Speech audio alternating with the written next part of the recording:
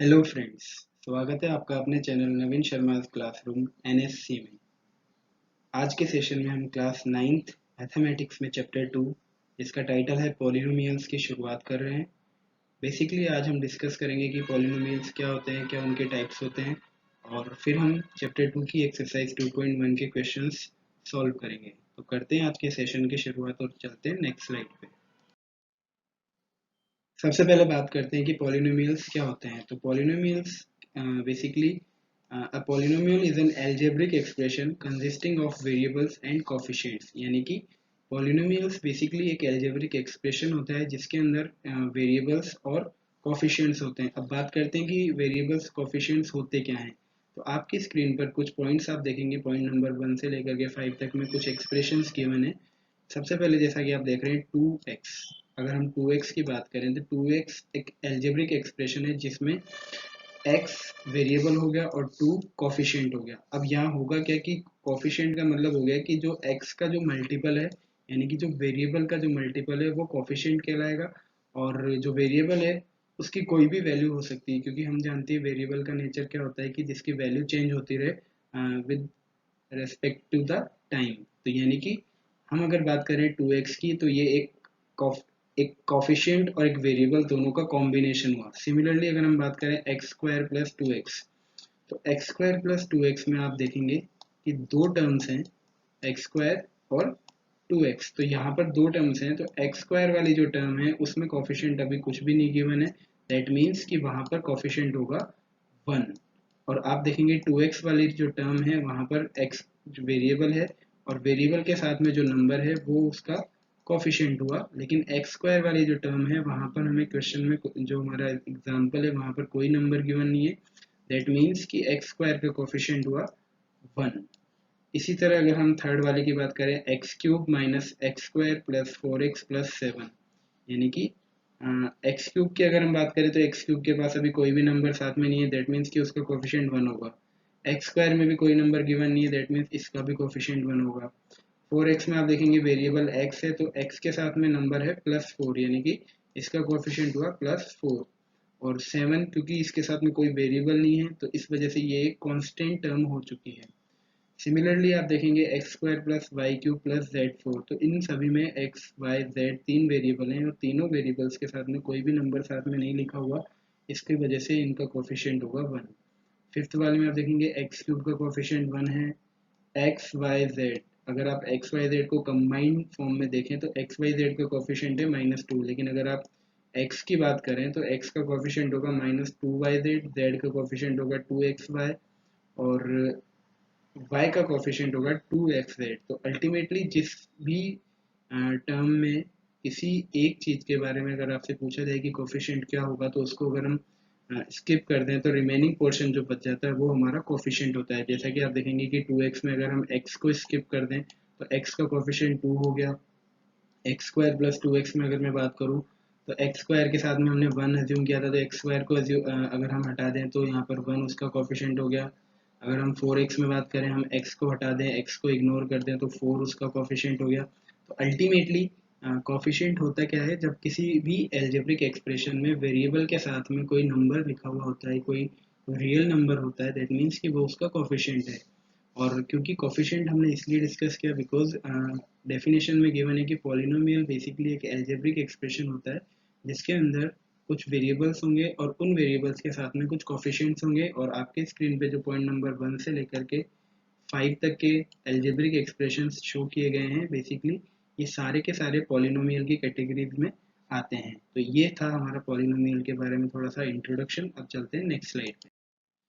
सबसे पहले बात करते हैं कि पॉलिनोमियल्स इन वन वेरिएबल, यानी कि पॉलिनोमियल्स इन वन वेरिएबल का मतलब क्या होता है। जब आप देखेंगे कि कोई भी एल्जेब्रिक एक्सप्रेशन जिसमें सिर्फ वन वेरिएबल यूज में आ रहा है, दैट मीन्स वन वेरिएबल से इन्वॉल्व है, तो वो सारे वेरिएबल आप देखेंगे पॉलिनोमियल्स इन वन वेरिएबल की कैटेगरी में आएंगे। जैसा कि आप देख रहे हैं पॉइंट नंबर 1 पे एक्सप्रेशन है x cube minus x square plus 4x plus 7। तो यहाँ पे सिर्फ एक ही वेरिएबल इन्वॉल्व है जिसका नाम है x, तो इस वजह से ये एक पॉलिनोमियल इन वन वेरिएबल कहलाया। दूसरे में बात करें 3y स्क्वायर प्लस 5y, तो यहाँ पर only one variable is involve. आप देखेंगे y, दैट इज y की 3y square plus 5y also polynomial इन one variable. Similarly T square plus four में भी एक ही वेरिएबल यूज में आ रहा है टी, दैट इज वाई इसको हमने बोला पॉलिनोमियल्स इन वन वेरिएबल। तो ultimately polynomials in one variable का मतलब क्या हुआ कि एक ऐसा पॉलिनोमियल, एक ऐसा एल्जेब्रिक एक्सप्रेशन जिसमें वेरिएबल्स वाले सेक्शन में ओनली एक ही वेरिएबल यूज में आ रहा है और एक से ज़्यादा वेरिएबल यूज में नहीं आ रहा है। तो ये था हमारा पॉलिनोमियल्स इन वन वेरिएबल के बारे में डिस्कशन। अब हम चलते हैं नेक्स्ट स्लाइड पे। Polynomials in more than one variable. अब आप देखेंगे polynomials in more than one variable जो है just opposite to the polynomials in one variable, that is आप देखेंगे first point X cube minus Y square plus four. तो यहाँ पर दो वेरिएबल्स इन्वॉल्व है, एक तो एक्स और एक दूसरा है वाई। तो इस वजह से polynomials in more than one variable की कैटेगरी में हमने इनको रखा। थर्ड सेकेंड पॉइंट में आप देखेंगे जो three Y square plus five Z square minus two T है, तो y, z और t यहाँ पर तीन वेरिएबल्स इन्वॉल्व हैं, तो इस वजह से ये भी polynomials in more than one variable हुआ। थर्ड पॉइंट में चार वेरिएबल इन्वॉल्व हैं t, m, n और l, तो इसका मतलब ये भी polynomials in more than one variable हुआ। तो इस तरीके से polynomials in more than one variable में होता क्या है, एक एल्जेब्रिक एक्सप्रेशन ही है जिसके अंदर मोर देन वन वेरिएबल्स इन्वॉल्व होते हैं, और अगर मोर देन वन वेरिएबल्स इन्वॉल्व नहीं होते दैट मीन्स वो पॉलिनोमियल इन वन वेरिएबल हुआ। तो इस तरीके से हमारे ये पॉलिनोमियल्स की एक कैटेगरीज थी depending on the number of variables present in the algebraic expression. अब हम चलते हैं नेक्स्ट स्लाइड पे। अब आप देखें एक डायग्राम आपको गिवन है, पॉलिनोमियल्स को कैटेगराइज किया गया है। इसके तीन कैटेगरीज आपके सामने हैं। फर्स्ट है मोनोमियल, सेकंड है बाइनोमियल, थर्ड है ट्राइनोमियल। जब किसी एल्जेब्रिक एक्सप्रेशन में अगर आप बात करें तो कुछ जितनी नंबर ऑफ टर्म्स प्रेजेंट होती है उनके बेसिस पे ये कैटेगरी की गई है। आप देख रहे हैं जैसा कि 2x आपकी स्क्रीन पर है, आप देखेंगे 2x सिर्फ एक ही टर्म है, तो इसका मतलब ये एक मोनोमियल हुआ। x की पावर 15 भी सिंगल टर्म है, तो इसका मतलब ये मोनोमियल हुआ। अगर आप बाइनोमियल की बात करें तो यहाँ पर दो टर्म्स हैं, एक्स स्क्वायर और माइनस का फोर, दैट इज दो टर्म्स को हमने बाइनोमियल की कैटेगरी में रखा। इसी तरह x और प्लस वाई, तो x और प्लस वाई भी बाइनोमियल की कैटेगरी में आए। ट्राइनोमियल की बात करें जिसमें तीन टर्म्स होंगी वो ट्राइनोमियल होगा, यानी कि x cube plus x square plus x. Similarly root two u square and minus u, ये सभी ट्राइनोमियल है। तो depending on the number of terms involve in algebraic expressions हम डिटरमाइन कर सकते हैं कि मोनोमियल क्या होते हैं, बाइनोमियल क्या होते हैं, ट्राइनोमियल क्या होते हैं। अगर हम मोनोमियल की बात करें तो फोर, अगर हम फोर की बात करें जैसा कि आप देख रहे हैं,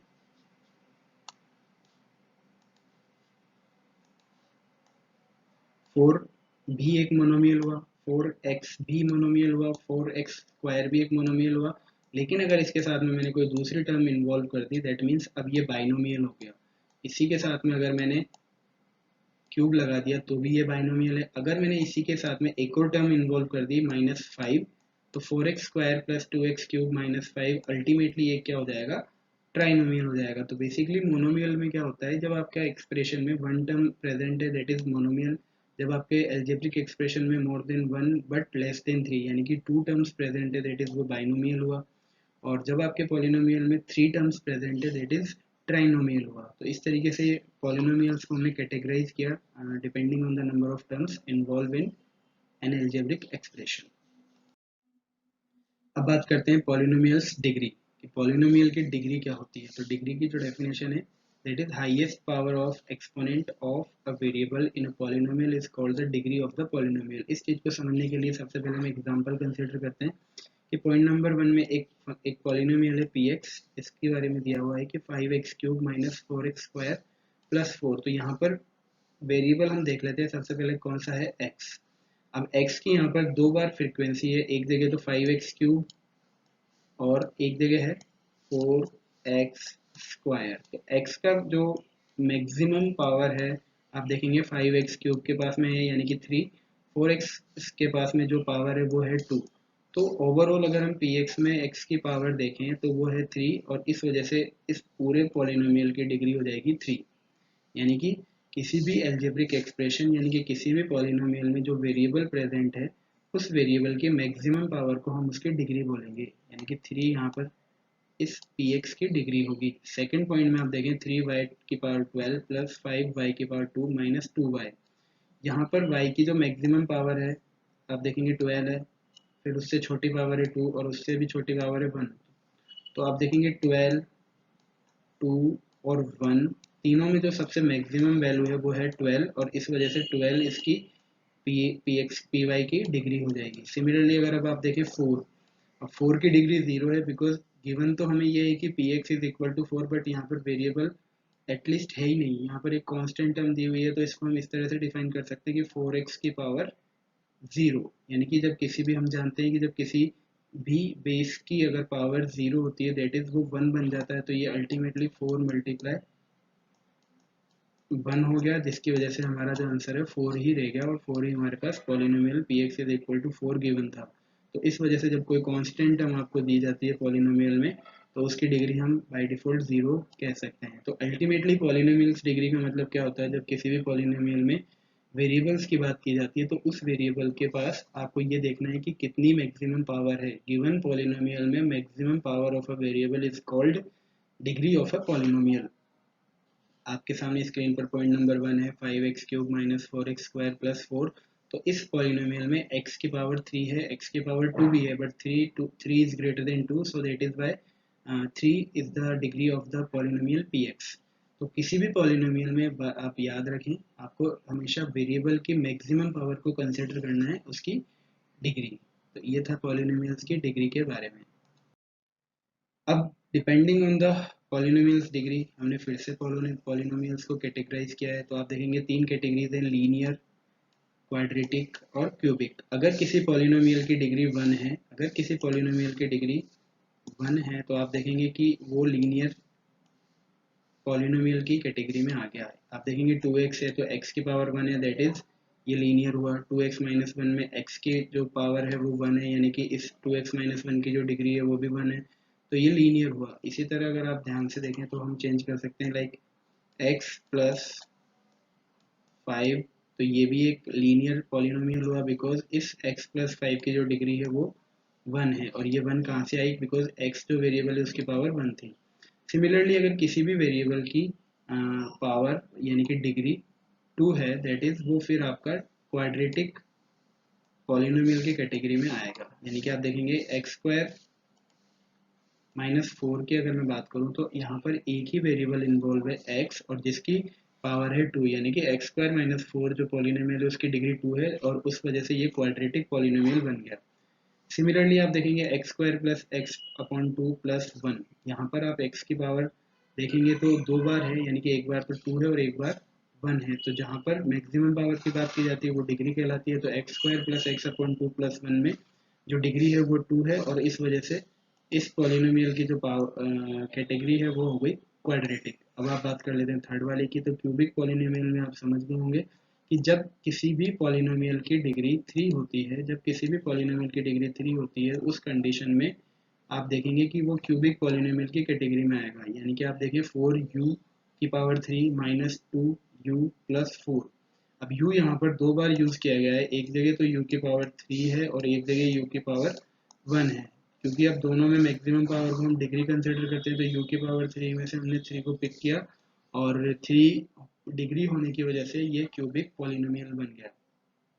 तो अल्टीमेटली जो पॉलिनोमियल्स की कैटेगरीज है डिपेंडिंग ऑन द डिग्री, अगर किसी भी पॉलिनोमियल की डिग्री 1 होती है तो 1 डिग्री वाला पॉलिनोमियल लीनियर पॉलिनोमियल कहलाएगा। अगर किसी पॉलिनोमियल की डिग्री 2 है दैट इज वो क्वाड्रेटिक पॉलिनोमियल है, और अगर किसी पॉलिनोमियल की डिग्री 3 है तो वो क्यूबिक पॉलिनोमियल कहलाएगा। तो इस तरीके से पॉलिनोमियल्स कैटेगराइज किए गए हैं depending on the degree of a polynomial. अब हम चलते हैं नेक्स्ट स्लाइड पे। अब आपकी स्क्रीन पर क्वेश्चन नंबर 1 दिया गया है एक्सरसाइज 2.1 का। आप देखेंगे कि इसमें दिया गया है which of the following expressions are polynomials in one variable and which are not, state reason for your answer. आपको ये बताना है कि क्वेश्चन नंबर 1 के जो 5 सेक्शंस हैं उनमें कौन सा पॉलिनोमियल इन वन वेरिएबल है और नहीं है, तो क्यों नहीं है, और है तो क्यों है। तो सबसे पहले बात करें 4x की पावर 2 माइनस 3x प्लस 7।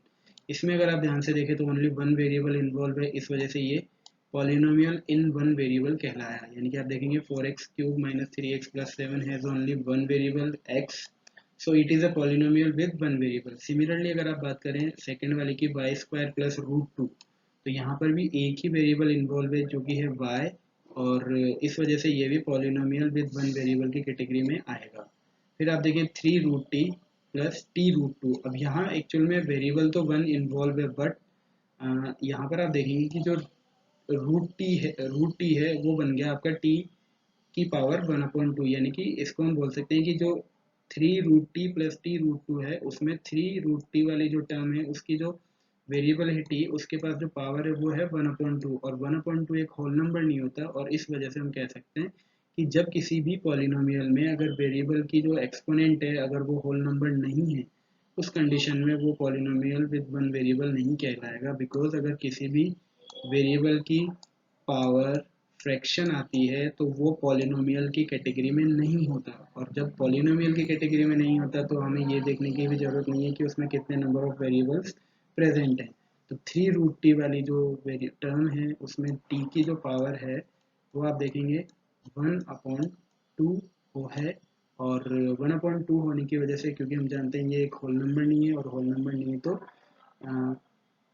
ये जो हमारा थर्ड वाला सेक्शन है 3√t प्लस t√2, ये एक पॉलिनोमियल विद वन वेरिएबल में नहीं गिना जाएगा।